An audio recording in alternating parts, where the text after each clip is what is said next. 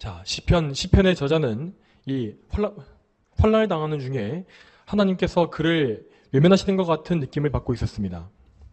지난주에 살펴보았던 1절 말씀에서 그는 하나님께서 왜 자신을 멀리하시고 숨어 계신 것이냐고 말하면서 당혹스러운 마음을 호소한 바 있습니다.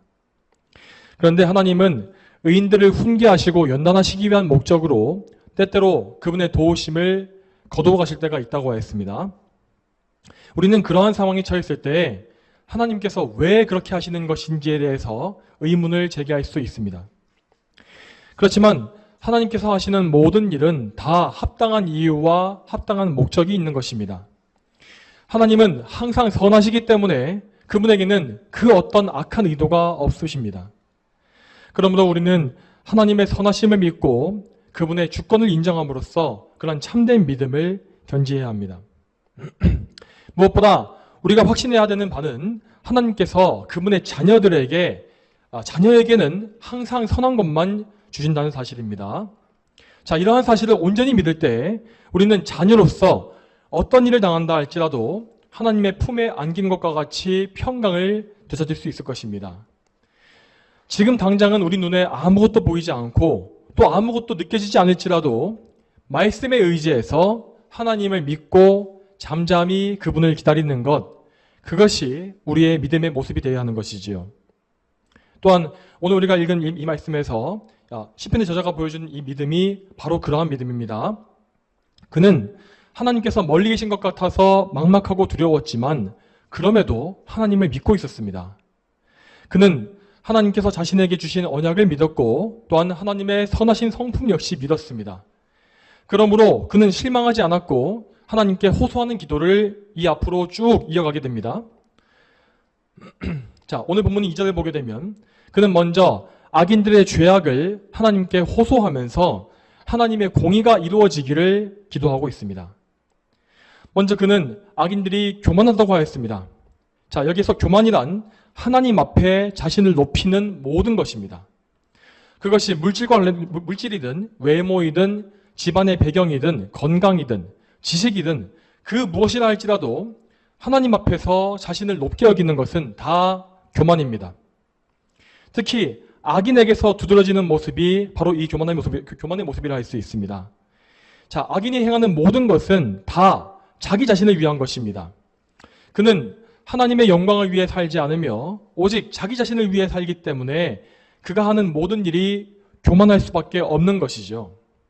그리고 2절 말씀은 또 이르기를 악인은 교만하여 가난한 사람을 괴롭힌다라고 하였습니다.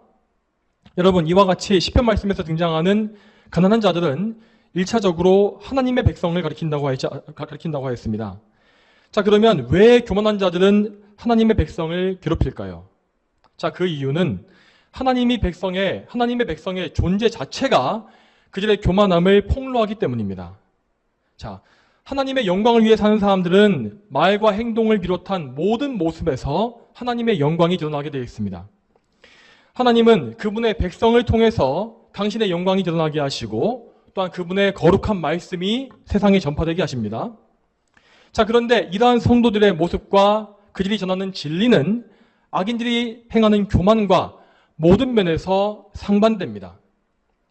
하나님은 성도들의 거룩함을 통해서 악인들의 양심을 찔리게 하시고 그들이 죄에 대한 두려움을 가지게 하시는 것이죠. 따라서 교만한 자들의 입장에서는 자신의 교만을 버리기가 너무 싫고 또한 그 죄가 심판받는다는 생각을 하기가 싫기 때문에 하나님의 백성을 미워할 수밖에 없는 것입니다. 사실상 그들은 하나님께서 없어져 버리길 바라지만 하나님을 없앨 수는 없기 때문에 그분의 백성이라도 없어지기를 바라는 것입니다.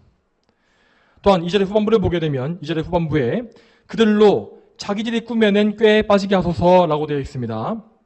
자, 이렇게 악인이 자기가 행하려 했던 일을 그대로 당하는 것을 가리켜서 성경에서 눈에는 눈, 이에는 이라고 부르죠.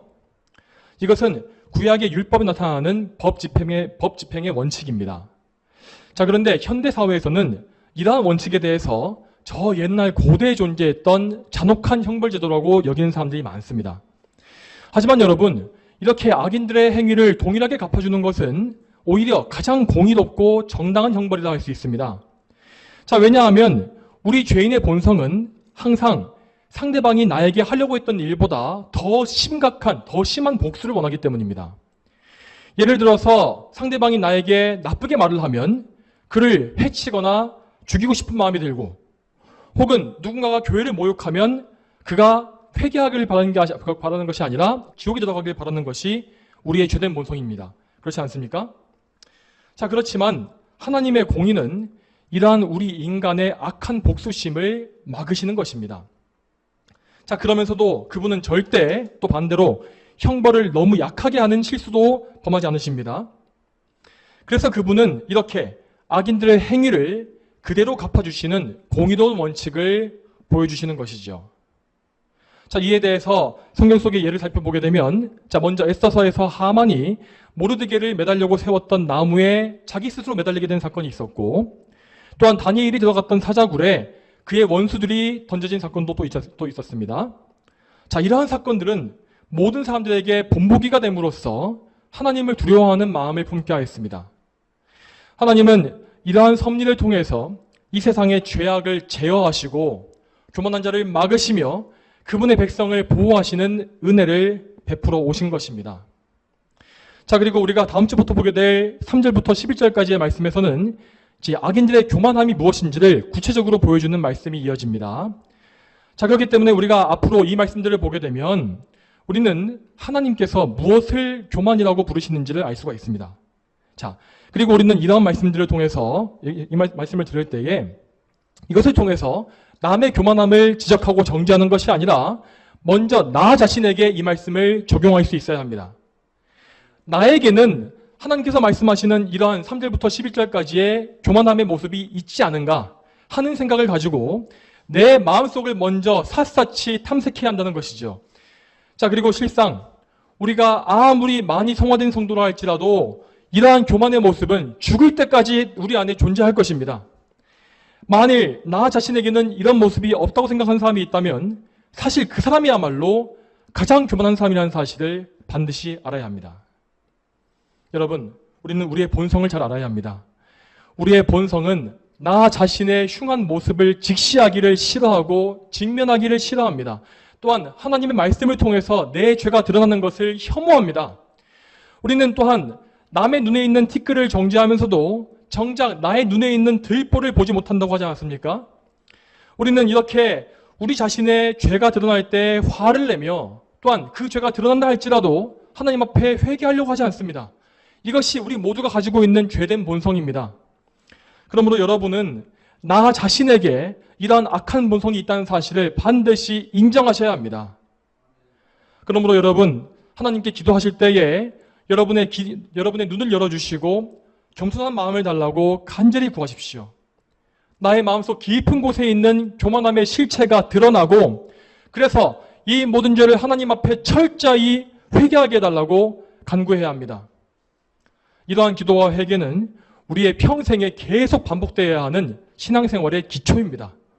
여러분 잘 기억하십시오. 또한 우리가 이 자신의 죄를 깨닫는 이것은 오직 하나님의 은혜로만 가능한 일입니다. 나의 죄인됨을 인정하고 하나님 앞에 엎드리며 그리스도를 바라보게 되는 것은 오직 성령님께서만 주실 수 있는 구원의 은혜인 것입니다. 이 은혜를 덧입음으로써 하나님 앞에 죄와 허물을 자백하고 그것을 용서받는 사람들은 그야말로 참 복이 있습니다. 이 사실을 믿으시고 오늘도 기도하시는 가운데 하나님의 그런 크신 은혜를 받으시는 여러분이 다 되시길 바랍니다.